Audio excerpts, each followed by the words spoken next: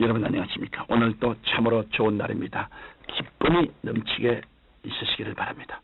저는 오늘 여러분과 함께 하나님을 향한 시선이란 제목으로 은혜를 나누고자 합니다. 본문 말씀은 창세기 3장 1절로 11절입니다.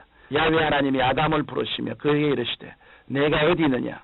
가로되 내가 동산에서 하나님의 소리를 듣고 내가 벗었음으로 두려워하여 숨었나이다. 가라사대 누가 너희 벗었음을 내게 구하였느냐? 내가 너희를 먹지 말라 명한 그 나무 실과를 내가 먹었느냐? 성경은 아담과 그 아내 하와가 에덴 동산에서 벌거벗고 살았으나 부끄러워하지 않았다고 말씀하고 있습니다. 왜냐하면 하나님의 영광이 그들을 둘러싸고 있었기 때문에 수치를 전혀 느끼지 않았던 것입니다. 그런데 그들이 마귀의 꾀임에 빠져 선악과를 따먹고 탐욕의 노예가 되자 즉시 자신들이 벌거벗은 것을 인식하게 되었으며 수치를 느끼게 되었습니다. 그때부터 인간은 자신만 바라보는 자기 이익의 포로가 되었습니다. 하나님의 영광보다는 자기 이해에 집착함으로써 수치와 곤욕과 수고와 두려움의 노예가 되어버린 것입니다. 그러면 무엇이 인간을 이토록 하나님과 멀어지게 만들었을까요? 그것은 인간이 가진 탐욕으로 말미암아 비롯된 것입니다. 야고보서 1장 15절에 보면 욕심이 잉태한 즉 죄를 낳고 죄가 장성한 즉 사망을 낳느니라고 말씀하고 있습니다. 탐욕은 우리를 수치와 파멸로 이끕니다.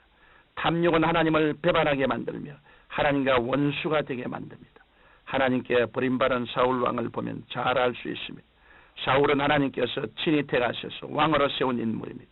그런데 그의 마음속에 탐욕이 들어오자 아말렉에 속한 모든 것을 진멸하라고 하신 하나님의 명령에 불순종하여 아말렉 왕 아각을 살려 포로로 데려왔습니다. 뿐만 아니라 살찐 소와 양과 염소를 죽이지 않고 끌고 왔습니다. 성경 사무엘상 15장 22절로 23절에 보면 사무엘이 가로되 야훼께서 번제와 다른 제사를 그 목소리 순종하는 것을 좋아하심같이 좋아하시겠나이까? 순종이 제사보다 낫고 듣는 것이 수양의 기름보다 나으니 이는 그에 가는 것은 사수의 죄와 같고 완고한 것은 사신 우상에게 절하는 죄와 같음이라. 왕이 야훼의 말씀을 버렸으므로 야훼께서도 왕을 버려 왕이 되지 못하게 하셨나이다라고 기록되어 있습니다. 결국 사울은 탐욕으로 말미암아 왕의 지위를 잃었을 뿐 아니라 적군의 손에 죽음을 맞는 비참한 존재가 되었던 것입니다. 이와 같이 탐욕은 마귀가 가져다주는 것이기 때문에 우리를 파멸로 이끕니다. 인간이 이러한 탐욕적 속성을 가지게 된 근본 원인은 인류의 조상 아담과 하와가 하나님의 명령에 불순종하였기 때문입니다. 그들은 마귀의 꾀임에 빠져 하나님을 바라보던 눈을 돌이켜 자신들을 바라봄으로써 그 마음에 인본주의와 이기주의가 가득 들어차게 되었습니다. 그리고 자신들의 벌거벗음을 알게 된 그들은 무화과 나무 잎으로 옷을 만들어 수치를 가리려고 했습니다. 그러나 나무 잎으로 만든 옷이 곧 말라버려 수치를 가릴 수 없게 되자 하나님이 두려워서 숨었던 것입니다. 이와 같이 탐욕의 결과는 불안과 공포와 수치와 고통입니다. 그러므로 우리 그리스도인들이 가장 경계해야 할 것은 자기 중심적으로 되어 자신을 바라보지 않도록 해야 한다는 것입니다. 자기 중심에서 하나님보다 자기 자신을 먼저 바라보며 자기에게 손해냐 유익이냐를 앞세워 하나님을 이용하려고 하는 것은 우리를 벌거벗게 하고 수치스럽게 만들어버리고 마는 것입니다. 그러므로 우리는 탐욕 대신에 예수님의 마음을 품어야 합니다. 예수님은 일생 동안 한 번도 자기를 바라보지 않으셨습니다. 한평생 오직 하나님만 바라보며 사셨습니다. 예수님께서 요단강에서 세례를 받으신 후 성령께 이끌려 광야에 나가 마귀의 시험을 받으실 때였습니다. 마귀는 어찌하든지 예수님을 하여금 하나님을 바라보지 않고 예수님 자신을 바라보게 하려고 전력을 다했습니다. 바로 옛날 아담과 하와를 깨었던 경험으로 예수님을 시험했던 것입니다. 마귀는 40주 40야를 금식하셔서 매우 시장하신 예수님을 향해 내가 만일 하나님의 아들이었던 명하여 이 돌들이 떡덩이가 되게 하라고 유혹했습니다. 그러나 예수님께서는 사람이 떡으로만 살 것이 아니요 하나님의 입으로 나오는 모든 말씀으로 살 것이라는 말씀으로 단번에 물리쳤습니다. 그러자 마귀는 안목의 정력으로 시험했습니다.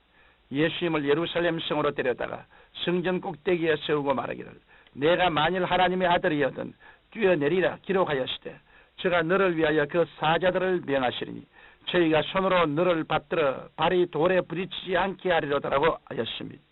예수님께서는 주 너희 하나님을 시험치 말라고 하시면서 그 유혹을 또 물리쳤습니다. 다시 마귀는 예수님을 지극히 높은 산으로 데리고 가서 천하 만국의 영광을 보여주며 만일 내게 엎드려 경배하면 이 모든 것을 내게 주리라고 유혹했습니다.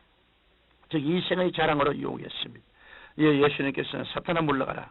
기록되었으되 주 너희 하나님께 경배하고 다만 그를 섬기라 하였느니라고 하셨습니다. 마귀가 아무리 육신의 정욕과 안목의 정욕과 이 세상의 자랑으로 유혹하려 해도 예수님은 온전히 하나님만을 바라보셨습니다. 조금도 다른 곳으로 눈을 돌리지 않으셨습니다. 이것이 예수님의 위대한 점입니다. 성경 빌립보서 2장 5절로 11절에는 다음과 같이 말씀합니다. 너희 안에 이 마음을 품으라. 곧 그리스도 예수의 마음이 그는 근본 하나님의 본체시나 하나님과 동등됨을 취할 것으로 여기지 아니하시고 오히려 자기를 비어 종의 형체를 가져 사람들과 같이 되었고 사람의 모양으로 나타나셨으며 자기를 낮추시고 죽기까지 복종하셨으니 곧 십자가에 죽으심이라. 이러므로 하나님이 그를 지극히 높여 모든 이름 위에 뛰어난 이름을 주사 하늘에 있는 자들과 땅에 있는 자들과 땅 아래에 있는 자들로 모든 무릎을 예수의 이름에 꿇게 하시고 모든 입으로 예수 그리스도를 주라 시인하여 하나님 아버지께 영광을 돌리게 하시느니라. 우리는 이 예수님을 믿음으로 신분이 완전히 달라지게 되었습니다. 누구든지 예수 그리스도를 믿기만 하면 탐욕의 주체인 옛사람은 완전히 죽고 새 사람이 되는 것입니다.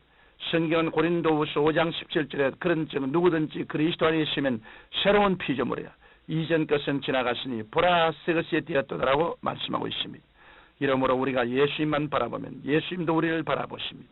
그러나 우리가 돌이켜 우리 자신만을 바라보면 예수님께서도 우리에게서 눈을 돌리십니다. 따라서 우리는 하나님보다 우리 자신의 이익을 먼저 생각하면 안 됩니다. 아무리 바빠도 주일은 반드시 성전에 나와 하나님께 신령과 진정으로 예배드려야 합니다. 그리고 아무리 돈이 필요해도 11조는 덕질하지 말아야 합니다.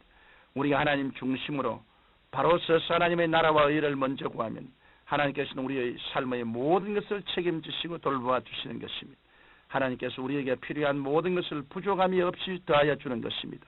이 얼마나 축복받은 인생이 아닙니까? 사랑하는 성도 여러분, 탐욕은 하나님께서 주시는 축복은 물론이요 하나님까지 다 잃게 만듭니다.